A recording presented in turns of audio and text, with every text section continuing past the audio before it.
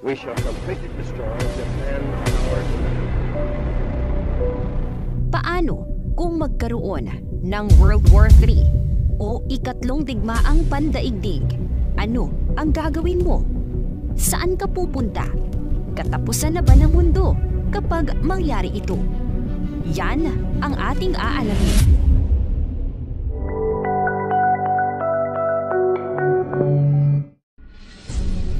Alam niyo ba na nasa Russia ang pinakamalakas na nuclear bomb sa buong mundo? Ang Tsar Bomba. Sila rin ang may pinakamaraming nuclear na tinatayang nasa 6,000 nuclear weapons. At ang China naman ang may pinakamaraming sundalo sa buong mundo na mahigit 2 million active duty military personnel. At ang US pa rin ang itinuturing na superpower country dahil sa kanilang napaka-advanced na mga gamit pandigma.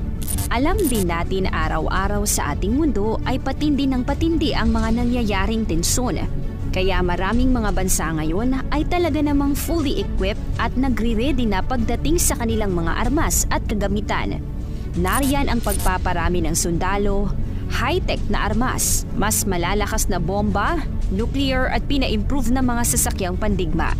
Ayon sa kasaysayan, noong unang digmaang pandaigdig, nasa estimated 20 million ang nawala ng buhay at halos 21 million naman ang mga sugatan. At noong ikalawang digmaang pandaigdig, nasa 75 million to 80 million ang nawala ng buhay. Ang isang matinding digmaan ay maaaring magsimula dahil sa paghihiganti o pagpaslang sa isang kilala o makapangyarihang tao o kaya naman ay dahil sa pag-aagawan ng natural resources tulad ng langis, teritoryo at marami pang iba. At kung maganap o sumiklab man ang sinasabing ikatlong digmaang pandaigdig, ano-ano ang mga posibleng mangyayari? Una, ang isa sa makikita sa digmaan ay mga advanced technology, massive troops at ang mga militara ay gagawa ng exoskeleton na mga sundalo. Bagamat hindi ito tulad ng suot ni Robocop o Iron Man, ang kasuotang pandigma na ito ay makakatulong sa mga sundalo para palakasin ang kanilang mga katawan at makatagal sa digmaan kahit may mabibigat na armas. Ikalawa, ang labanan sa panahon ng giyera ay gagamit ng libu-libong mga drones o baka higit pa upang maiwasan ang pagkabawas ng mga sundalo. At dahil high-tech ang mga drone, mas pulido ang pag-target nito sa mga kalaban. At ito ay magagamit din sa pagpapabagsak ng mga bomba sa kalaban. Ang isa pang pwedeng mangyari ay ang pag-hack ng mga computer system sa isang bansa, gaya ng pag-shutdown ng power source nito at makakuha ng mahalagang impormasyon ng mabilis. Bukod dyan, magkakaroon din ng biological warfare. Ang biological warfare ay paggamit ng mga nakakalasong chemicals, virus at nakakahawang sakit para tumapos sa buhay ng maraming tao na ginagamit sa digmaan. Kung gumagamit ang mga bansa ng biological warfare, ang ganitong sakit ay kayang makahawa ng wala pang isang araw sa buong syudad. Kaya nakakatakot at nakakapangilabot ang kaganapang ito. At kung sakaling nakaligtas ka man sa mga naunang posibleng mangyari, itong kasunod ay talaga namang sobrang tindi. Ang paggamit ng nuclear weapons. Noong 1945, ang Amerika ay nagpabagsak ng ting-isang atomic bomb sa Hiroshima at Nagasaki, Japan. At ang pagsabog na ito ay tumapos ng buhay ng daan-daan at libu-libong katao na halos ilang dekada din bago nakarecover ang mga syudad.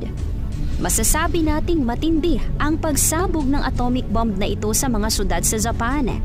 Pero paano na lang kaya ngayon na ilang dekada nang nakalilipas? Siguradong mas malalakas at mas pinatindi ang mga nuclear weapons na mga naimbento ng mga bansa at masasabi nating 2,000 times ang lakas kumpara sa mga atomic bomb na pinasabog noong 1945 sa Hiroshima at Nagasaki sa Japan.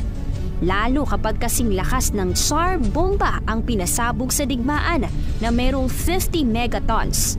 Ano nga ba ang mangyayari kung sumabog ang kasing lakas ng isang Tsar Bomb?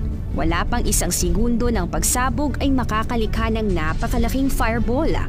At lahat ng nakapaligid at malapit dito ay agad maglalaho, mapatao, hayop at mga infrastruktura kung saan nasa loob ka ng fireball para kang tubig na malulusaw dahil sa tindi ng pagsabog. Kasabay ng fireball ay may matinding flash of light at sa lakas ng liwanag nito, maaari kang mabulag kung malapit ka. Bukod dito ay may napakalakas na hangin na mas malakas pa kaysa tornado na kung tawagin ay shockwave.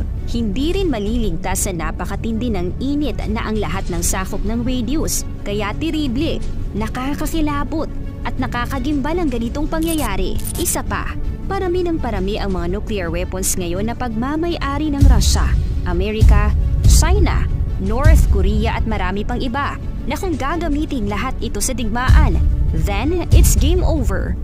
Dahil kung ang isang bansa ay magbabagsak ng isang nuclear bomb, ay gantihan at gayahin ng iba pang mga bansa na mayroong napakalakas na nuclear bomb, ay siguradong mawawasak ang malaking bahagi ng mga bansa at sobrang tindi ng pagkasira ng mga bahagi ng mundo at milyon-milyong mga inosenteng tao ang mawawalan ng buhay.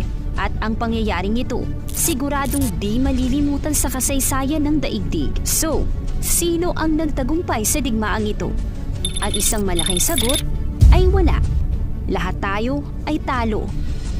Hindi maganda ang digmaan, kaya dapat itong mapigilan kung mangyari man sa hinaharap. Sa panahon ng digmaan, saan ka pupunta? Saan ang pinaka-safe na lugar? Ayon sa pag-aaral, ang Iceland at Switzerland ang pinaka-safe na bansa sa panahon ng gyera dahil sa geographic location at defensive strategy ng bansa. Ang Switzerland din ang isa sa bansa na hindi nakisangkot sa digmaan noong unang digmaang pandaigdig at ikalawang digmaang pandaigdig kahit pa napapalibutan ito ng mga bansa na sangkot sa gyera. At ang ibang mga tao, posibleng gumawa ng kanya-kanyang bunker. Ang bunker ay matatagpuan sa ilalim ng lupa. Ginagamit upang maprotektahan ang mga tao na nasa loob nito mula sa iba't ibang uri ng pag-atake, lalo na sa mga pagsabog ng bomba. Pero ang higit sa lahat at napakamakapangyarihang sandata na pwede nating gawin ay patuloy na manalangin at magtiwala sa Diyos. Dahil aminin natin sa hindi, wala namang pinakaligtas o safe na lugar kung hindi tayo iingatan at tutulungan ng Diyos. Kaya ngayon pa lang ay magpakabait na tayo, magbalik loob sa paglilingkod sa Diyos para kung dumating man ang napakatinding digmaang ito, may Diyos na gagabay at mag-iingat sa atin. Kaya kung maganap ang World War III, anong gagawin mo? At saan ka pupunta? I-komento mo naman ito sa ibaba. Kung nagustuhan ng video, paki-like, mag-subscribe, at maraming salamat sa inyong panunood mga kasoksay.